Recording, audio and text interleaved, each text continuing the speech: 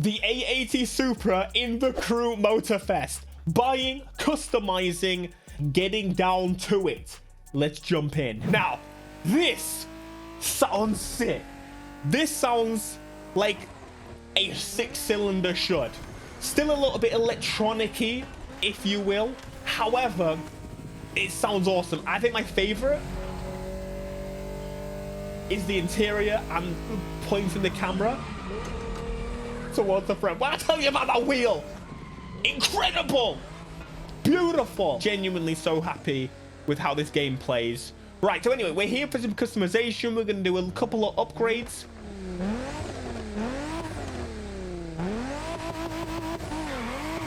As I say, towards the high end, it sounds a little bit more electronic-y. You can still kick it out with the handbrake and a little bit of NOS. Square and X, that's a tip. And it's still available in this game. I'm so glad they kept it. It almost kind of torques. Like, torque is in excess when you press the NOS button. So when you handbrake and torque, it just goes for it. Okay, racing games, baby. Better. That's how we do. Right, let's get to the customization. This time, I do have a few performance parts. We're jumping up from about just under 400. On the parts, we can go a little bit further. So I'll show you that a little bit sooner. Anyway, the tuning, once again, is still available in case you want to tune your car to change up the gear ratios and the grip and such. But what you want to see is the visual customization. So I'm going to provide it to you. Right. Basic colors, manufacturer colors. Very awesome. Pick that up. The white. I feel like white Supra is good, but I did kind of change my mind. Orange. As soon as I saw it, I was... sorry. Orange, you glad I picked it? I'm so sorry. However, the Supra looks good in every single possible color. You got your matte, your anodized, your iridescent, and recent. Which I don't know if I've ever used recent colors other than on like Need for Speed when I'm doing a livery or something. Anyway, hood customization, we got 8 options. This hood, as soon as I saw it, reminded me of Forza and like Fast and Furious, so I kind of had to go for it, right? Horizon 3 days was kind of my mind building this car. This is what I made my Supras look like in Horizon 3 back in the day. And in fact, I actually kind of struggled. So this final bumper option, the final lip bumper combo, it kind of makes the bumper smaller. So I kind of liked the bigger version and the earlier bumper options. But nonetheless, some pretty cool options to go through. I decided I liked that one. Bit longer on the bottom, bit more of a sad face, if you will. Got 3 options in terms of the fenders, so you can have no hole, a hole, or wide body fenders. Very cool. The wheels, of course, you can change those. There's the standard options, and then there's the crew options. It would be really nice to see the crew get more real wheel options. And I don't know, it's more to approve per manufacturer, but at the same time, some of the wheels just don't quite hit all the time. It's probably the only I guess the body kits aren't licensed either, except the Liberty Walk one that is available for the A90, which is rather interesting. But you can do obviously a heck of a lot more if the stuff isn't licensed. So do I really want licensed wheels? That I'm not sure, my friends. That I'm not sure. Change the caliper color. Decided to go for white because I was going to go for like a white car with a bright caliper. How about I swap it? Give it a little bit of reverse. Add a little bit more excitingness to the side.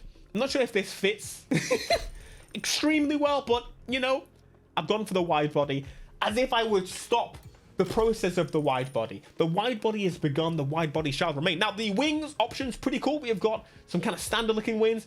We got both like the TRD and it's like a combo wing. It's the ultimate definition of a wang. It's a double wangy. That sounds really weird, I'm sorry. The carbon option is the one I went for with the standard Supra wing still there. It's like, you recognize it and then you, what the hell? They put a wang on a wang?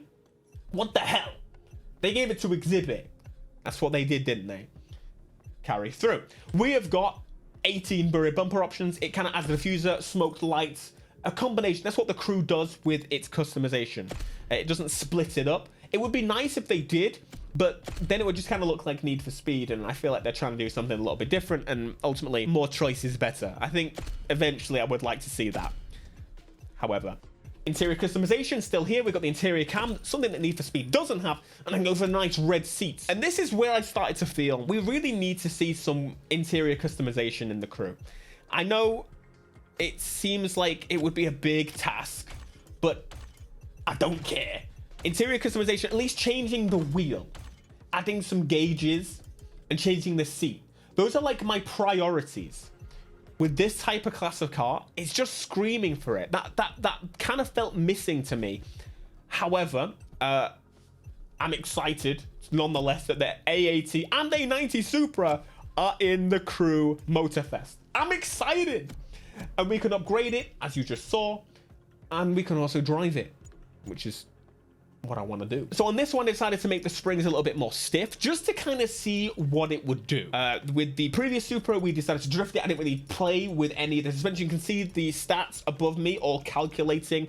You've got the speed, acceleration, lateral Gs, power, weight, transmission, and the performance level. In fact, if you lower the top speed, it significantly lowers it, which would be really interesting to see how substantial an effect that has on drifting, because shorter gears, you're gonna like pick up speed faster, more torque.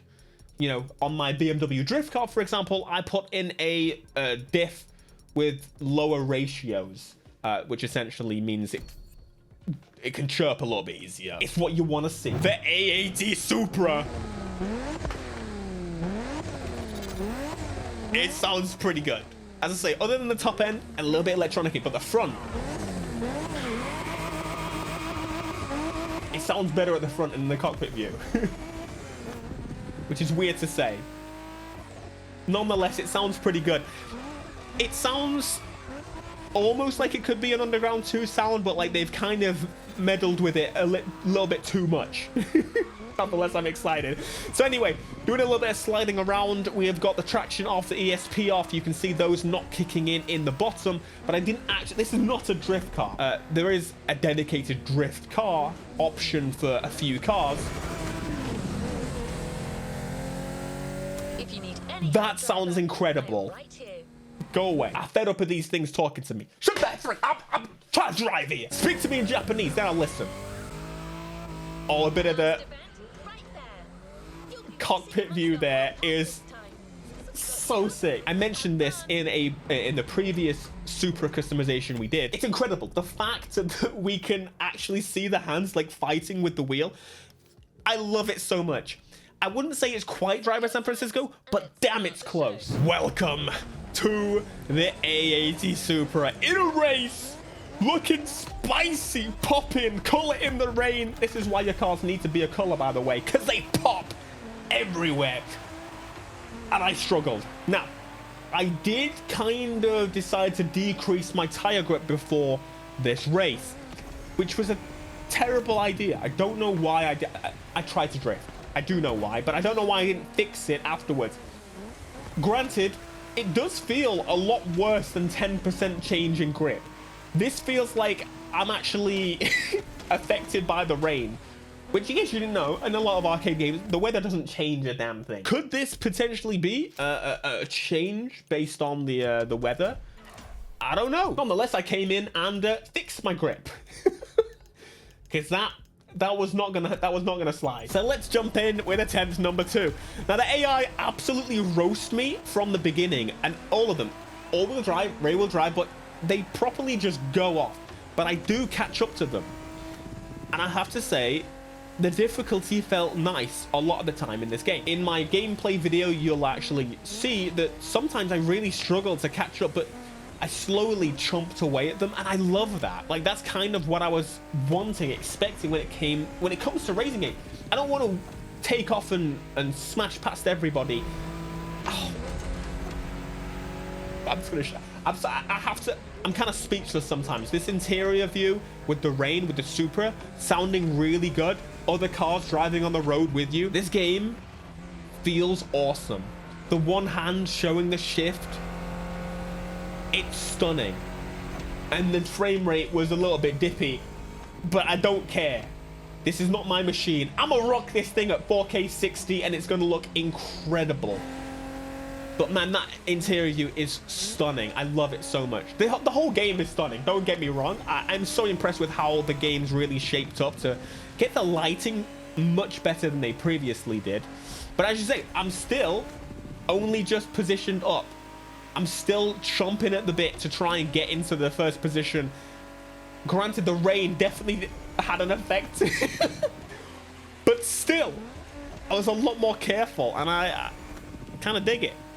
It was pretty nice. I can't believe that they did a really good job with the sound. Like, it's not perfect, but 6 cylinders definitely sound like the most of the time you're not going to be banging off the top of it. Or maybe before you do a drift version, we should get rid of that electro.